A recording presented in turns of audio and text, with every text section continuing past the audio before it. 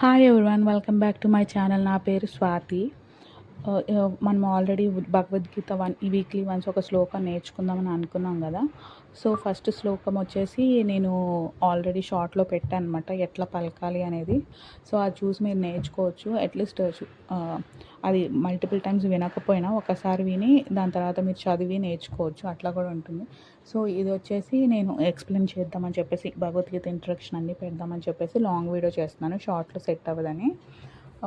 భగవద్గీత రాసిందేమో వ్యాస మహర్షి. భగవద్గీతలో మనకి 700 శ్లోకాస్ ఉంటాయి. ఈ ఫస్ట్ చాప్టర్ మనం నేర్చుకునేది ఏదైతే ఉందో అందులో 47 శ్లోకాస్ ఉన్నాయి. ఇప్పుడు మనం నేర్చుకునేది ఫస్ట్ చాప్టర్, ఫస్ట్ శ్లోక. ఫస్ట్ చాప్టర్ వచ్చేసి అర్జున విషాద యోగ. అంటే ఏంటంటే అర్జునుడు కురుక్షేత్రంకి వెళ్ళినాక ఆలోచిస్తాడు, ఇప్పుడు యుద్ధం ఎవరితో చేస్తున్నాడు? తన బ్రదర్స్తోనే కదా, సొంత బ్రదర్స్, రిలేటివ్స్. రేపొద్దున యుద్ధం చేసి వాళ్ళందరినీ చంపేసి దాని తర్వాత కాన్సిక్వెన్సెస్ ఏంటి అవన్నీ ఆలోచించుకుంటూ ఉంటాడు అనమాట. సో దాని గురించి ఈ చాప్టర్ మొత్తం ఉంటుంది, ఒక్కొక్క శ్లోకం అనమాట. ఈ చాప్టర్లో ఫస్ట్ శ్లోకం వచ్చేసి ధృతరాష్ట్రుడు సంజయుని అడగడం. ఇంతకీ సంజయుడు ఎవరు? ఇప్పుడు ఈ మనకి భగవద్గీత రాసింది వ్యాస మహర్షి. వ్యాస మహర్షి సంజయుడిని అంటే తన శిష్యుడిని ధృతరాష్ట్రుడి దగ్గరికి పంపిస్తాడు అనమాట. ఎందుకంటే ధృతరాష్ట్రుడికి కంటి చూపు ఉండదు కదా. ఉండనప్పుడు ఏంటి, సంజయుడు మొత్తం తనకి ఉన్న తనకి దివ్య దృష్టి ఉంటుంది. సో మొత్తం కురుక్షేత్రంలో అయ్యిందంతా తను చూడగలుగుతాడు.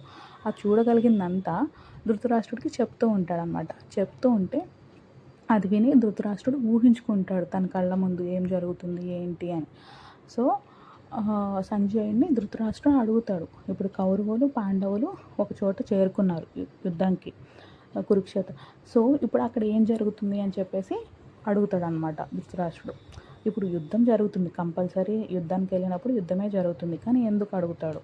ధృతరాష్ట్రుడికి ఏదో మూల ఆ గిలిటీ ఉంటుందన్నమాట. తమ్ముడు పిల్లల్ని తన పిల్లల్ని వేరుగా చూసినట్టు ఆ గిలిటీ ఉంటుంది. ఎందుకంటే రాజ్యం కోసమో లేకపోతే నా కొడుకులకి ప్రిఫరెన్స్ రావాలి అనో వేరే రీజన్స్ వల్ల తను సపరేట్ చేశాడు. పాండవులు చాలా కష్టపడ్డారు, అదే అందరికీ తెలిసిందే. మహాభారతం సీరియల్స్ చూసుంటాం, సినిమాలు చూసుంటాం, అందరికీ తెలిసిందే. చాలా కష్టాలు పడ్డారు. లాస్ట్కి ఫైనల్ వచ్చేసి ఈ యుద్ధం వరకు వచ్చిందనమాట. ఈ యుద్ధానికి కారణం వచ్చేసి ధృతరాష్ట్రుడు. ఎందుకంటే తమ్ముడు పిల్లల్ని, ఇప్పుడు తండ్రి లేని పిల్లల్ని మనము అన్యాయం చేయకూడదు. సో అది అట్లా జరిగింది కాబట్టి ఏంటంటే అది ఇక్కడి వరకు దారి తీసిందనమాట.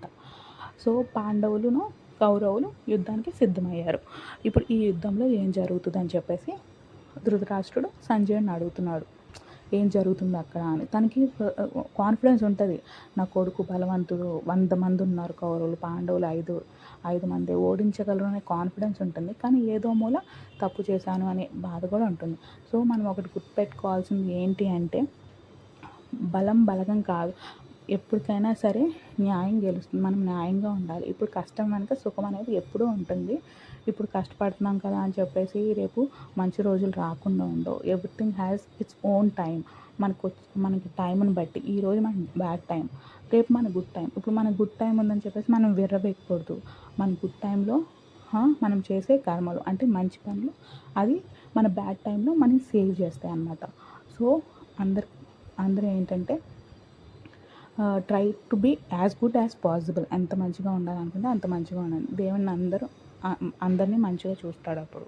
సో మీకు కనుక నా ఎక్స్ప్లెనేషన్ నచ్చితే కనుక please subscribe to my channel. ఇంకా వేరే శ్లోకాల కోసం కంటిన్యూస్గా శ్లోకాలు వస్తుంటాయి కదా, సబ్స్క్రైబ్ టు మై ఛానల్.